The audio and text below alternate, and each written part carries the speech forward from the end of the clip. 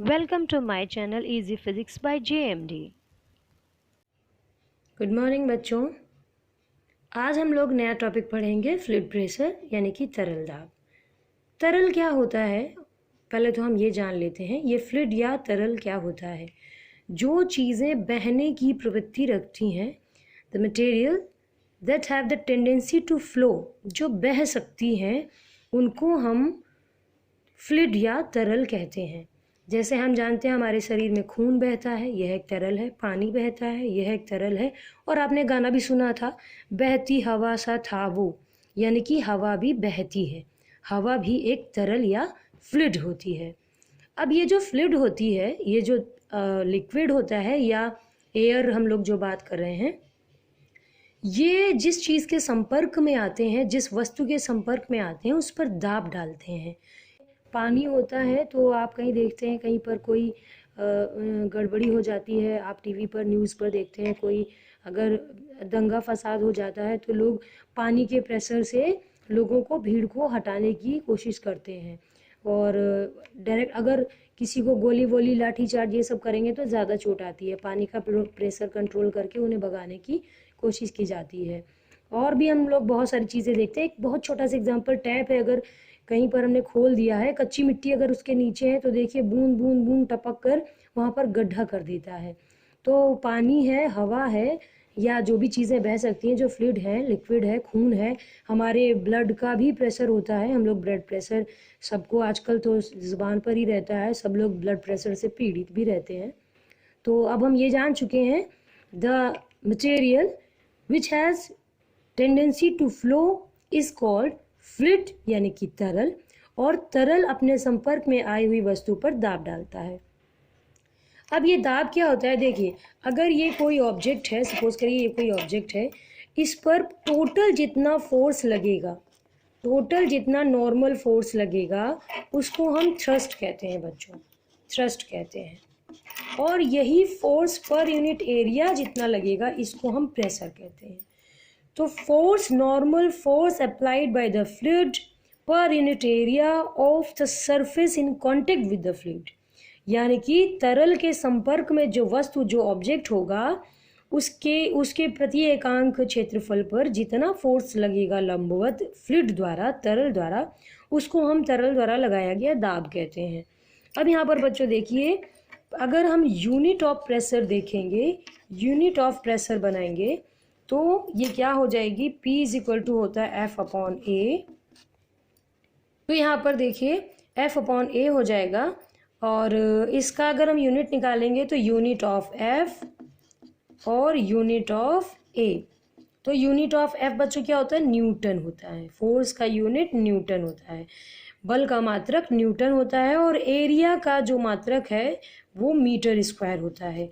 तो इस तरह से हमारा जो प्रेशर का यूनिट बन के आया है, यूनिट ऑफ प्रेशर यानी कि P का जो मात्रक बन के आया है, वो हमारा न्यूटन पर मीटर स्क्वायर है, न्यूटन पर मीटर स्क्वायर है। और ये इसका SI मात्रक कहलाता है। और इस न्यूटन प्रति मीटर स्क्वायर को हम एक अन्य मात्रक के रूप में भी जानते हैं, जिसे हम पास्कल कहते हैं। क्या कहते हैं बच्चों, पास्कल कहते हैं। तो SI यूनिट ऑफ प्रेशर या SI मात्रक दाब का जो है वो न्यूटन पर मीटर स्क्वायर होता है, जिसे हम पास्कल भी कहते हैं। तो हम लोग लिख सकते हैं 1 newton per metre square is equal to 1 pascal. तो अभी हम लोगों ने इसका डायमेंशन भी देख लेते हैं। अभी हम लोगों ने इसका यूनिट देखा है। अब हम अगर डायमेंशन की बात करते हैं, डायमेंशन ऑफ P निकालेंगे, प्रेशर का डायमेंशन, तो P इज इक्वल टू होता है F अपॉन ए। तो डायमेंशन ऑफ P यदि आप फाइंड करेंगे, डायमेंशन ऑफ P आप यदि निकालना चाहेंगे, हिंदी वाले बच्चे भी समझ लें, अगर हम P की विमा निकालेंगे, दाब की विमा निकालेंगे, तो हो जाएगा dimension of F and dimension of A। अब बच्चों देखिए, F मतलब बल की जो विमा होती है वो क्या होती है, बल की विमा क्या होती है, MLT-2, ये बल की विमा है। और एरिया मतलब क्षेत्रफल की विमा होती है L स्क्वायर। जब हम इसको सॉल्व कर लेंगे तो ये L की पावर 2 है, ऊपर जाएगा -2 हो जाएगा, एक L कैंसिल हो गया, तो L -1 बचा, T -2 बचा। तो ये है दाब की विमा। तो अब हम इसके बाद में दाब की ये विमा हो गई और ये इसकी SI यूनिट हो गई। SI unit of pressure is pascal और newton per metre square. 1 newton per metre square is equal to 1 pascal. और ये हमारे पास डायमेंशन हो गई। अब हम इसके कुछ अन्य मात्रक देख लेते हैं जो जनरली हम लोग सामान्य कैलकुलेशन में बातचीत करने में अध्ययन करने में यूज़ करते हैं। तो चलिए हम लोग देख लेते हैं। और भी जो अन्य मात्रक हैं, एक होता है एटमॉस्फेरिक प्रेशर, ATM जिसे हम लिखते हैं। ये ऑटोमेटिक टेलर मशीन नहीं लिखा हुआ है, दिस इज़ ATM मतलब एटमॉस्फेरिक प्रेशर। जिसे हिंदी वाले बच्चे समझ लें, इसको हम वायुमंडलीय दाब कहते हैं, वायुमंडलीय दाब कहते हैं। और अन्य मात्रक एक और हम देखेंगे बार, और एक हम देखेंगे थर्ड मतलब जिसे हम टॉर कहते हैं। ठीक है, अब इनका क्या मान मात्रक होगा, जो SI मात्रक है उसके बीच में क्या संबंध होगा, तो हम देखेंगे बच्चों। 1 ATM जो होता है वो 1.013 इंटू 10⁵ पास्कल के बराबर होता है। 1 एटमॉस्फेरिक प्रेशर जो होता है वो 1.013 10⁵ पास्कल के बराबर होता है। ये एटमॉस्फेरिक प्रेशर है। ये एटमॉस्फेयर जो प्रेशर डालता है चीज़ों पर जो वायुमंडल में हैं, उनको हम एटमॉस्फेरिक प्रेशर या वायुमंडल वाला दाब या वायुमंडलीय दाब कहते हैं। अब ये एक बार जो होता है, ये 1 बार जो होता है, ये हमारा 10⁵ पास्कल। बहुत थोड़ा सा ही अंतर है इन दोनों में। ये 1.013 इंटू 10⁵ है और ये 10⁵ है, बस इतना सा फ़र्क है। और एक टॉर जो होता है ये 133 पास्कल के बराबर होता है।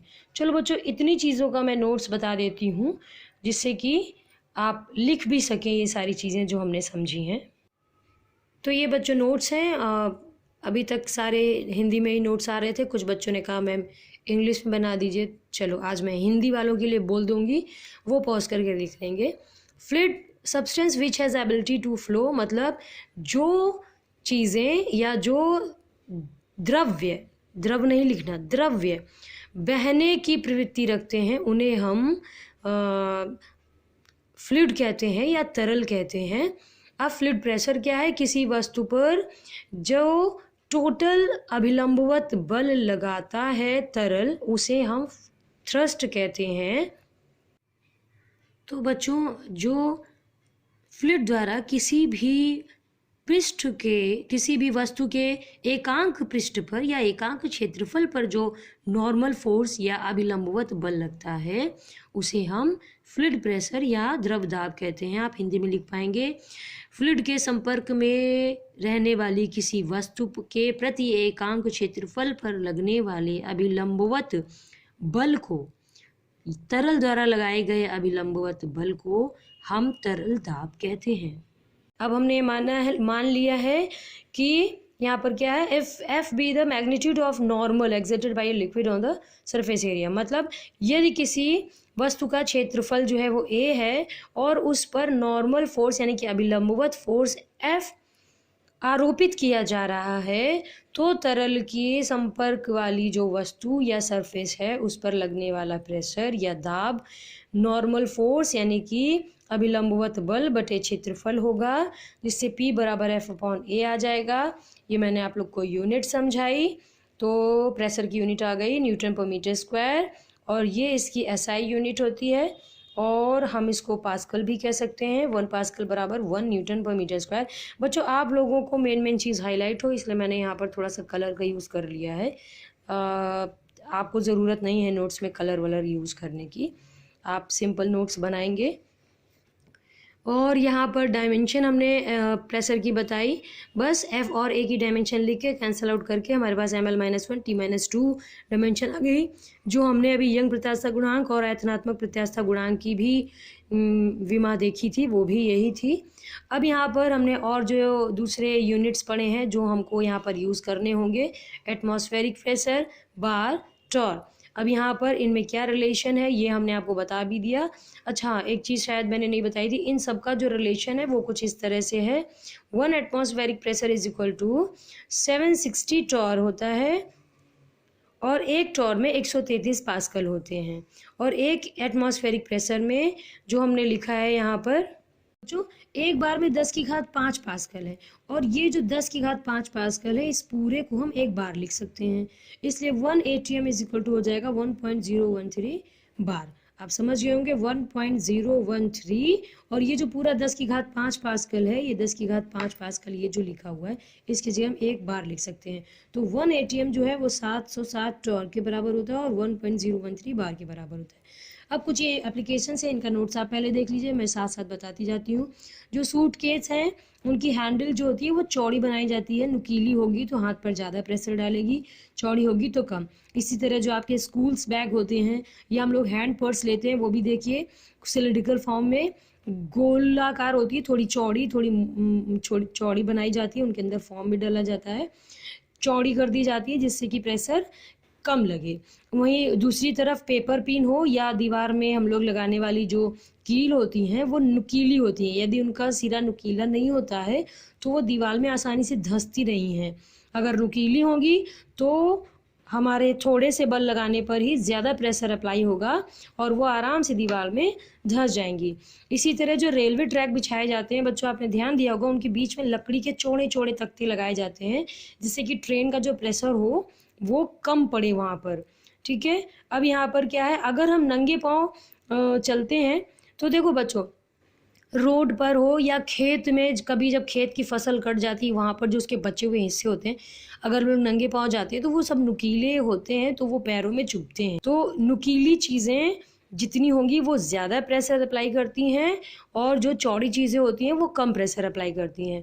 हम लोगों ने सर्कस में देखा है, नॉर्मल अगर कोई हाथी किसी व्यक्ति की छाती पर पैर रख देगा तो उसकी तो हड्डियां चकनाचूर हो जाएंगी, बट सर्कस में हम लोग क्या देखते हैं, एक बड़ा सा चौड़ा सा तख्ता रख देते हैं और फिर हाथी पैर रख देता है आदमी के ऊपर और आदमी मरता नहीं है, क्योंकि चौड़ा तख्ता रखते ही ये एरिया जो है वो बढ़ जाता है जिससे हमारे उसी पर्टिकुलर फोर्स के लिए जो प्रेशर है वो कम हो जाता है। इसीलिए जब हम कभी दलदल में डूब रहे हों, ऐसा बताया जाता है, हम लोग आज पढ़ रहे हैं, ध्यान रखने की बात है, कोई दलदल में जाना नहीं वैसे, बट यदि कोई दलदल में डूब रहा होता है उसके लिए होता है कि आप स्ट्रेट खड़े ना होकर के लेट जाइए, जिससे आपके शरीर का वजन जो होगा, वो जो फोर्स होगा वो आपके पूरे शरीर के लेट जाने पर एरिया जो होगा कांटेक्ट विद द जो दलदल होगी उसके साथ जो एरिया संपर्क में होगा वो बढ़ जाएगा। और जैसे ही आप अगर खड़े रहते हैं, सपोज करिए आप खड़े हैं तो आपके पैरों का एरिया लगेगा, और अगर आप लेट जाएंगे तो आपका ये एरिया हो जाएगा। खड़े थे तो आपका बस इतना सा एरिया लग रहा था और प्लस इतना सा एरिया लग रहा था, तो यहाँ पर एरिया कम था, तो जब एरिया कम होगा तो प्रेशर हमारा क्या होगा, ज़्यादा लगेगा। और यहाँ पर अगर हम लेट जाएंगे तो एरिया हमारा क्या हो जाएगा, ज़्यादा हो जाएगा, तो प्रेशर हमारा क्या लगेगा, कम लगेगा, तो हम इतनी जल्दी दलदल में नहीं घुसेंगे, शायद इस दौरान कोई बचा लेगा। तो हम लोगों ने यहाँ देखा अगर एरिया बहुत चौड़ा होता है तो प्रेशर कम लगता है, इसीलिए सूटकेस, हमारे जो स्कूल्स बैग होते हैं, जो पर्स होती हैं, जो झोले हम लोग बाज़ार ले जाते हैं, उनकी जो बद्धियाँ या जो स्टेप्स होती हैं वो चौड़ी बनाई जाती हैं, और जो कील है, पेपर पिन है, स्टेपलर पिन है, ये सब नुकीले चीज़ें होती हैं। और इसी तरह चक्कू भी जो होती है उसकी धार जो है वो शार्प होती है, तो वो एरिया पतला हो जाता है और आसानी से फल और सब्जियां कट पाती हैं। तो चलिए बच्चों, आज हम लोगों ने फ्लूइड प्रेशर पढ़ लिया है, अब इसके बाद हम मिलेंगे नेक्स्ट वीडियो में।